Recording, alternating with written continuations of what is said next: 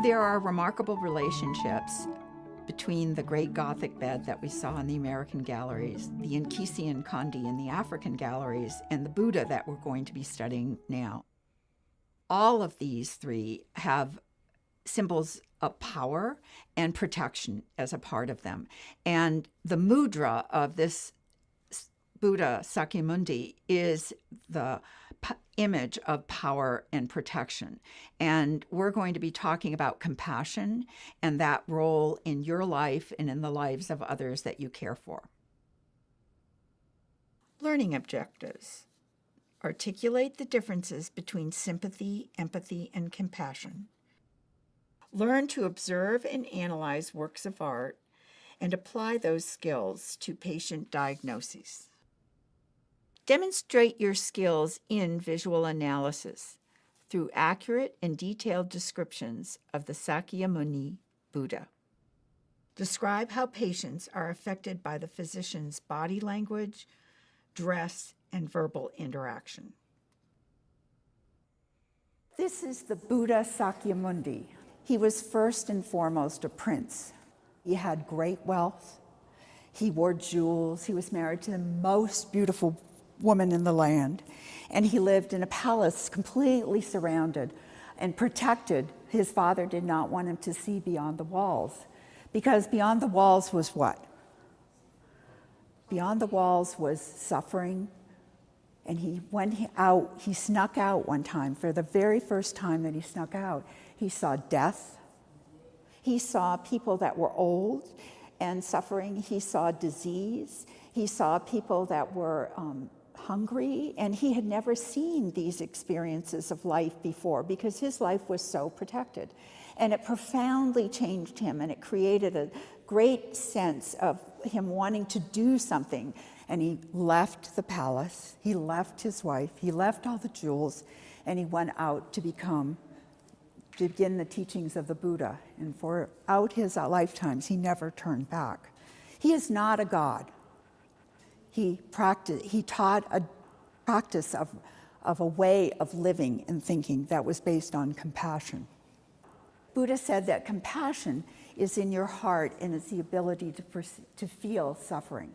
He's the one who helps us in his teachings to really understand that suffering is a part of life. And the important thing to do is to learn how to deal with it, to not be afraid of it, to embrace it. So his teachings were very important. And it's unusual, to be truly honest, to have a Buddha like this, where you see him in his princely robes. And normally you see the Buddha in a lotus position or with a standing position. Well, what's remarkable about this is, do you know what mudras are? In many, certainly in the Buddhist tradition, and to some degree in the Hindu tradition, hand gestures, and it's also in the Christian traditions, the gesture of your hand has meaning. It helps to tell the story. And so in Buddhism, they are called mudras. So there are some like this, there are some with a hand down, touching the earth, and then raising his other hand and teaching. This one is two with your hands like this. And so what do you think he's saying with your hands like this? In a minute, you're all going to get up and do this with me. Calm. Stop or calm. Okay, other ideas, more ideas. More of you.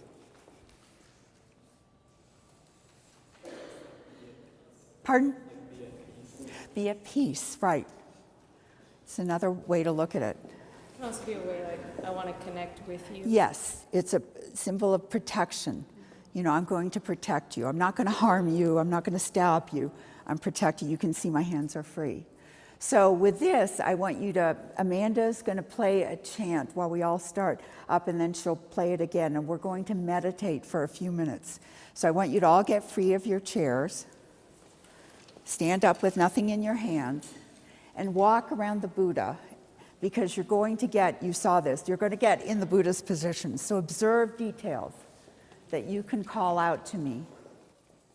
Like the Buddha, as physicians, the way that we dress and carry ourselves is equally important. And there is a lot that patients may glean about us as individuals and as their physician without any verbal communication, just through the way we carry ourselves and the way that we're dressed. And I think that makes it especially important for the students in this class to understand why we ask them to wear their white coat, why we ask them to wear professional clothing, and the importance of our dress and our composure, because that can have a direct relationship with how we relate with patients and how patients perceive us as their physicians.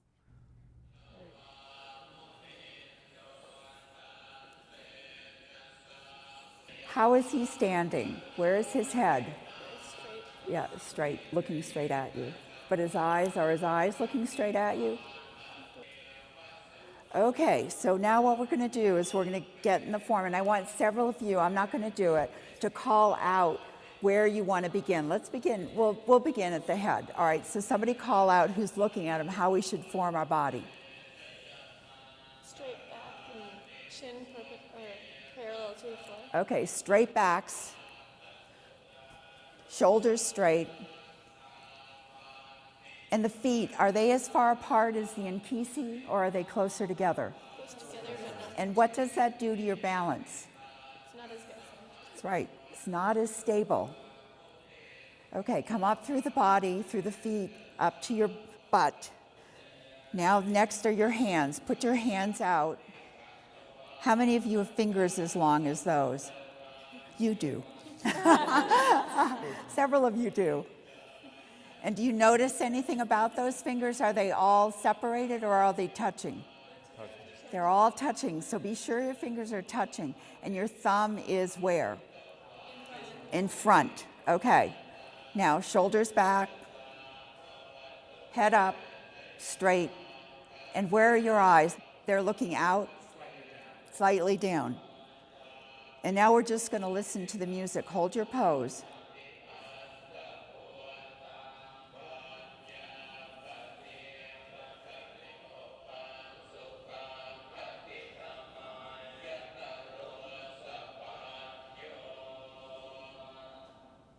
They ran out of breath.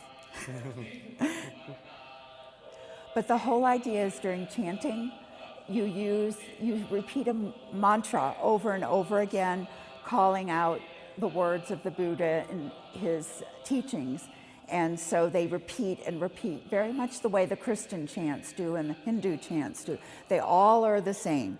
And but in this case, these Tibetan monks have decided not to use music. There are lots of performances where they use a lot of music in them, but not they rattles and drums and bells and other things. But when they're formally chanting, no.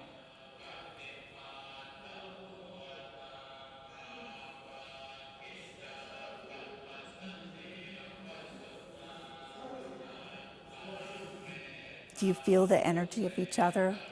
It's really magical. Okay. So one of the things, because you're all going to become doctors, is this ability to heal and protect your patients is really what you emblem. And one of the reasons I asked you all, which you kindly indulged me with today, was wearing the white coats. Those are part of your symbols. And as you enter the room, you're dressed differently than everybody else who comes to the patient's room. And so the Buddha and other figures in the museum are dressed in a particular way to send that signal. And so your hands, your gestures, your ability to not just rush in and say to the patient, how are you today? Are you feeling better? That's all I want to know. Better is best. And instead of doing that, take 3 breaths. Find your center and walk in slowly to that room so that you can fully attend to the patient. It's one of many you'll see that day, but for those 5 or 10 minutes, that is the patient that you need to focus on, no one else. So I hope that you'll take this moment to just remember that and translate it in any way that you can into your life. But breathing is really an important part, a skill for you to have as you move forward. I think that the Buddha teaches the students how to take a moment to pause when they're going about their day-to-day's work as a physician, to stop and pause when they may be feeling stressed out and their mind may be going a million miles at once, how to sort of get recentered and regrounded and focus on the task at hand. And I think being able to learn how to do that and how to access that, that's a tool that someone can tap into at any time. And that can go a long way for preventing a state of feeling like one is on a treadmill that just never ends, that you can sort of get regrounded and recentered. And that can really, I think, in the long run, help to do things like increase empathy and reduce burnout. The Buddha Sakyamuni that we've just been looking at represents with his hands the mudra of protection and power. And that image is conveyed not only through his hands, but his entire physical being. It's important for the doctors to have shared the experience of a meditation practice, of looking deeply at the work of art, and thinking about how those attributes can help them in their practice of serving their patients. It takes that moment of slowing down, being present with a patient, and then taking action, which are the components of true compassion. Trying to understand how other people view, especially other healthcare professionals, how they view art was also, I think, a very, very insightful thing I learned, in the sense that you, along with other future healthcare professionals and current healthcare professionals, are looking at the same painting or same sculpture, the same physical entity, but your perceptions can be completely different, but they are generally about the same thing.